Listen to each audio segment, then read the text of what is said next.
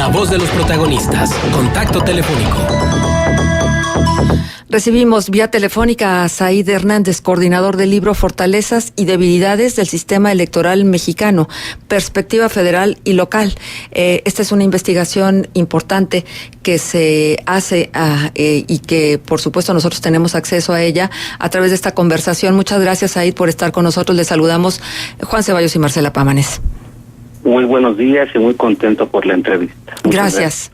Al más puro estilo de los FODA, ¿cuáles son las fortalezas y las debilidades y qué es lo que arroja esta investigación de la cual usted es coordinador? Muchas gracias. Bueno, el libro ofrece un diagnóstico de las fortalezas y debilidades del sistema electoral y los autores ofrecen una serie de recomendaciones de mejora para que sean utilizadas en próximos ejercicios de reforma constitucional en la materia. Creo que la utilidad más importante de la publicación es pretender buscar mejorar el sistema electoral. Las páginas del libro buscan alentar una reflexión del proceso del cambio político en México.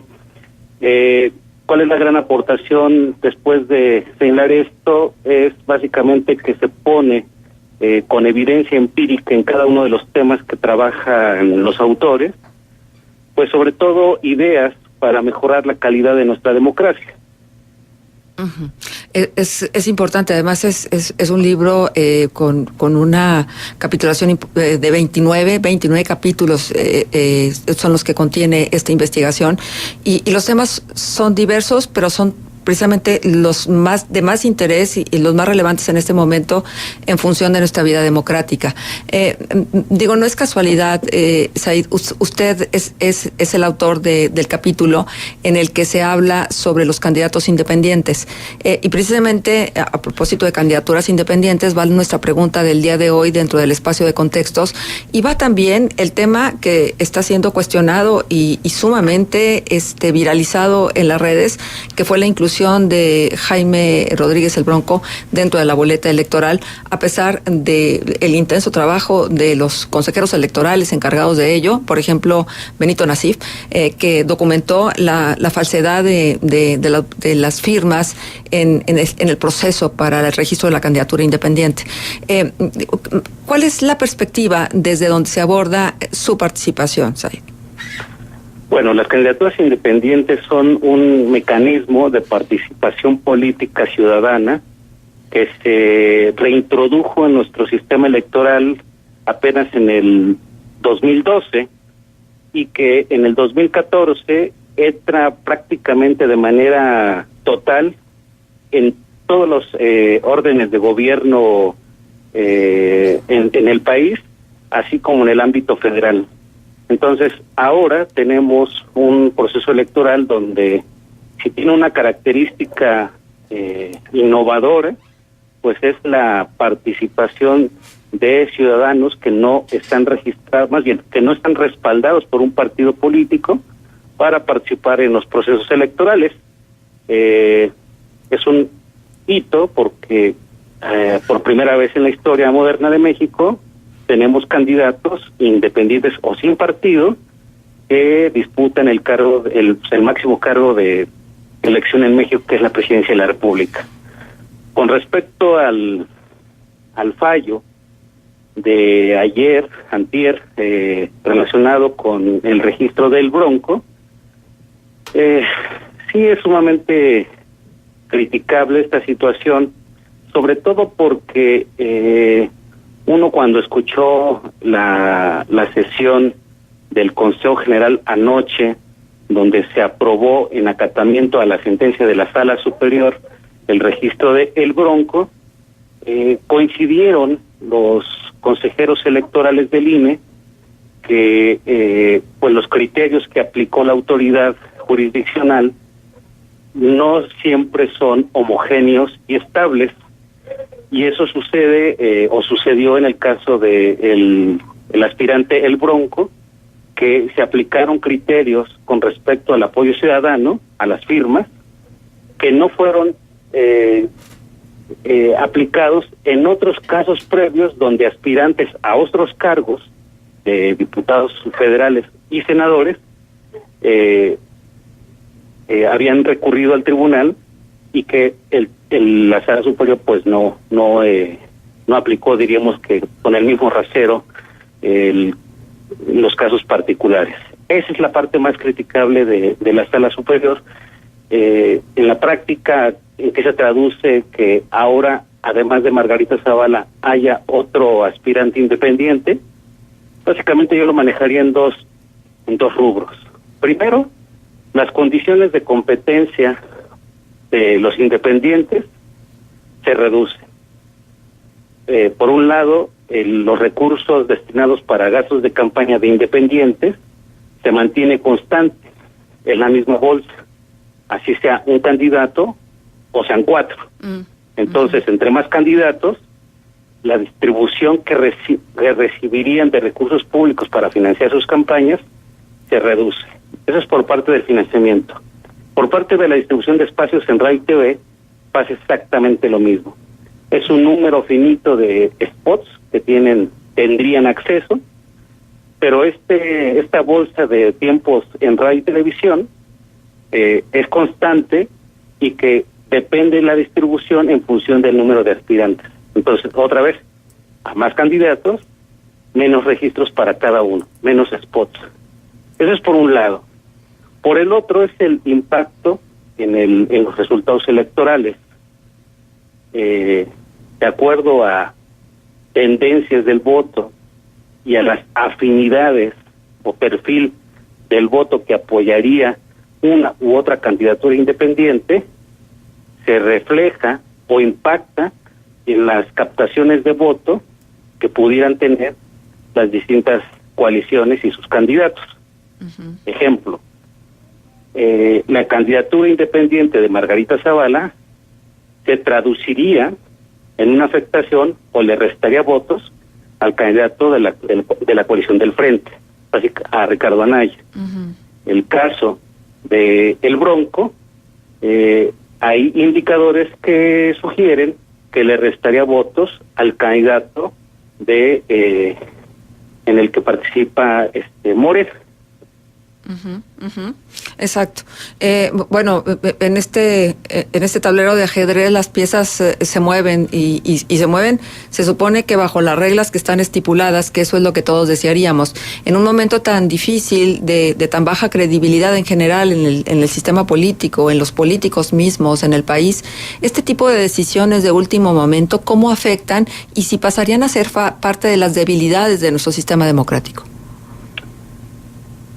Bueno, hablando desde el enfoque de los derechos políticos y ciudadanos de los mexicanos, más bien yo lo considero una fortaleza, porque tenemos un poder judicial, más bien una instancia jurisdiccional que ante decisiones que tome la autoridad administrativa, llámese INE o los distintos institutos electorales locales, el ciudadano puede recurrir, digamos que hay una instancia superior que revisa esas decisiones y si no se cumplen los parámetros legales, pues puede incluso revocar esas decisiones. Este diseño del sistema electoral creo que es una buena noticia. Donde ya se vuelve una debilidad es básicamente en el aspecto de que como última instancia la autoridad jurisdiccional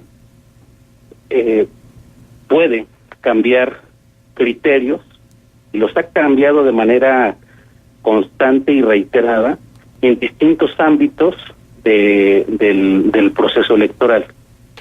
Y es ahí donde está la gran debilidad de esta fortaleza, si se me permite este juego de palabras. Paradoja, sí. Porque tendría que sopesarse, repensarse cuál debería ser la mejor fórmula para equilibrar las funciones, atribuciones y alcances que tiene una sala del Poder Judicial y una autoridad administrativa como el instituto, como el INE.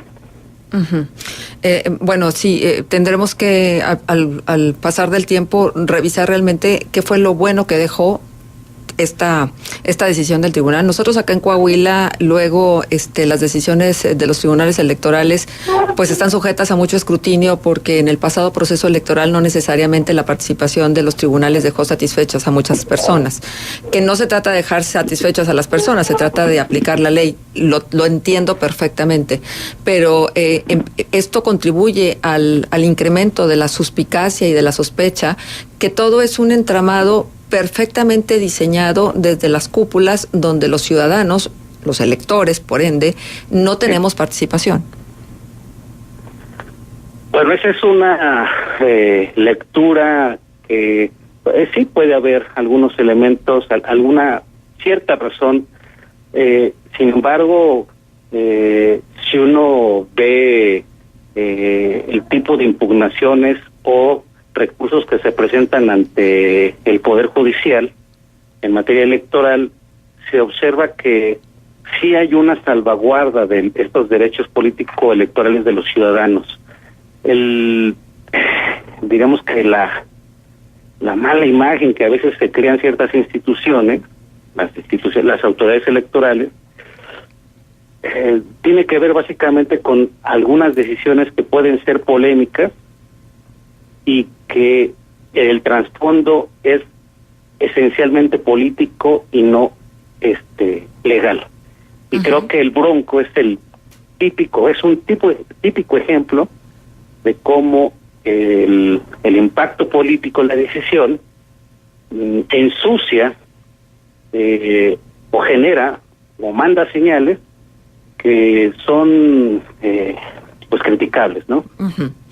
Bien, hay un tema de manera particular, porque hay quien desdeña el concepto de participación ciudadana y la verdad es que lo ponen en entredicho.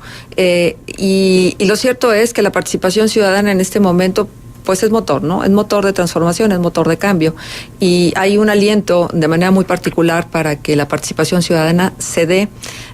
Ya no digamos desde de mantener alejadas las filias y las fobias hacia los partidos y hacia los políticos, sino simplemente pensando en México, que eso es lo que luego cuesta trabajo creer que realmente se piensa en el país. Entonces, mi pregunta va en función de la relevancia en este momento dentro de nuestro sistema democrático de la participación ciudadana. Bueno, déjeme decirle que tenemos o vamos a tener una lista nominal histórica por el tamaño del número de registros que tendrá. Estamos hablando de aproximadamente 89 millones. Y que en los hechos vamos a tener un fenómeno interesante de corte político. Al tratarse de elección presidencial, esto genera grandes expectativas públicas, ciudadanas. Y además, a la par, organizarse 30 elecciones a nivel local, en el mismo número de entidades, digamos que lo que está en juego es realmente muy grande, es realmente como nunca antes. Por primera vez vamos a tener en juego a un poquito más de 18,000 cargos de elección de manera simultánea.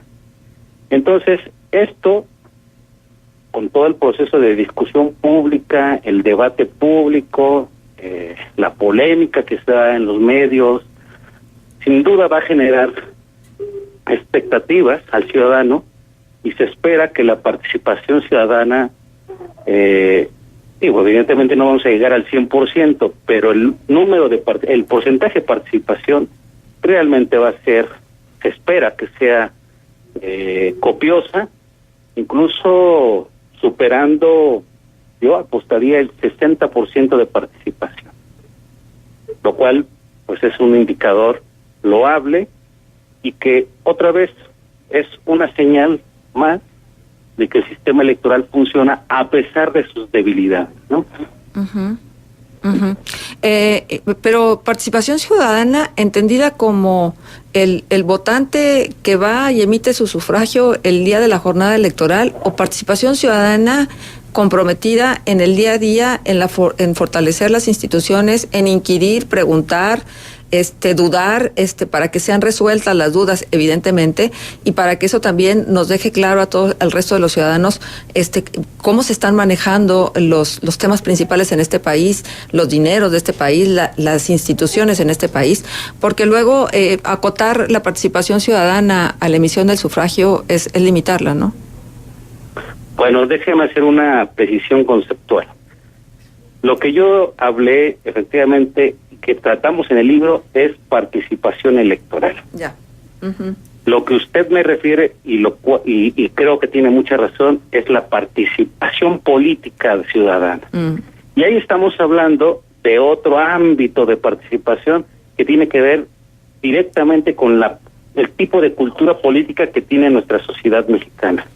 Y ahí sí, evidentemente hay mucha tela que cortar, porque sí hay un déficit de participación política ciudadana, en tanto que no solamente es suficiente expresar un voto, sino también mantener una presencia activa, constante en la arena pública, para que esa misma actuación de los ciudadanos, ya sea mediante grupos organizados, sindicatos, incluso las mismas agrupaciones partidistas o de manera individual, generemos condiciones de rendición de cuentas.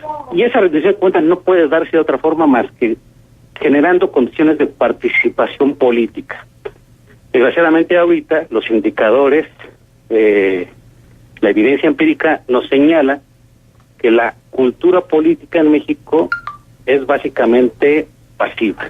Uh-huh. Y ese es ahí el gran reto que debe tener el país, que no solamente, o no se resuelve solamente con el ámbito del sistema electoral mexicano, sino también con distintas prácticas que deben ser cotidianas para la participación política, y que esta participación se convierta en un freno y en un mecanismo real de rendición de cuentas. Uh-huh.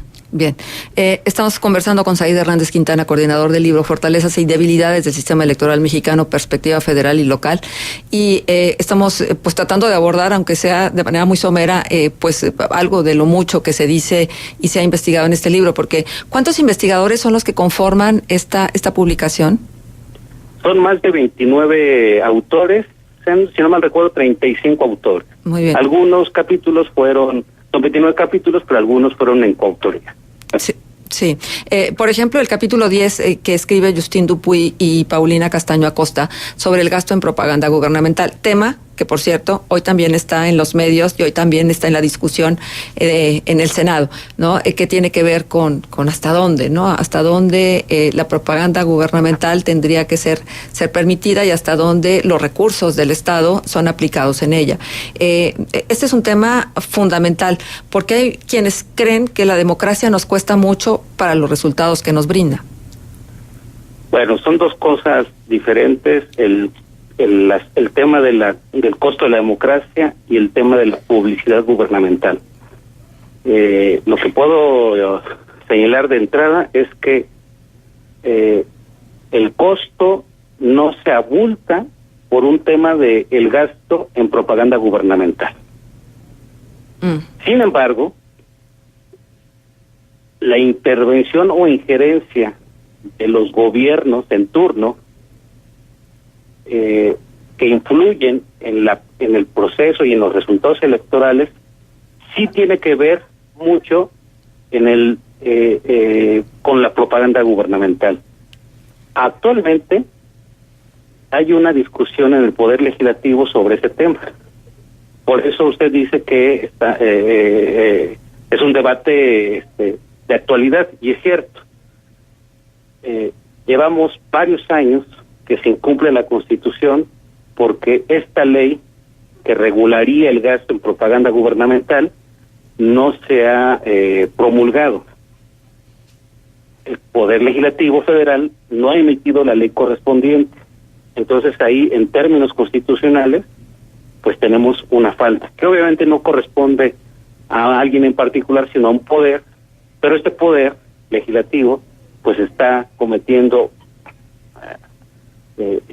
no cumple con una de sus funciones, que es la ambición de la regulación en esta materia en particular. Y sí, el gasto que se le invierte a la publicidad y propaganda gubernamental sí es un elemento que distorsiona el desarrollo y los resultados electorales. Bueno, es que cada uno de los capítulos que contiene esta investigación es verdaderamente imperdible.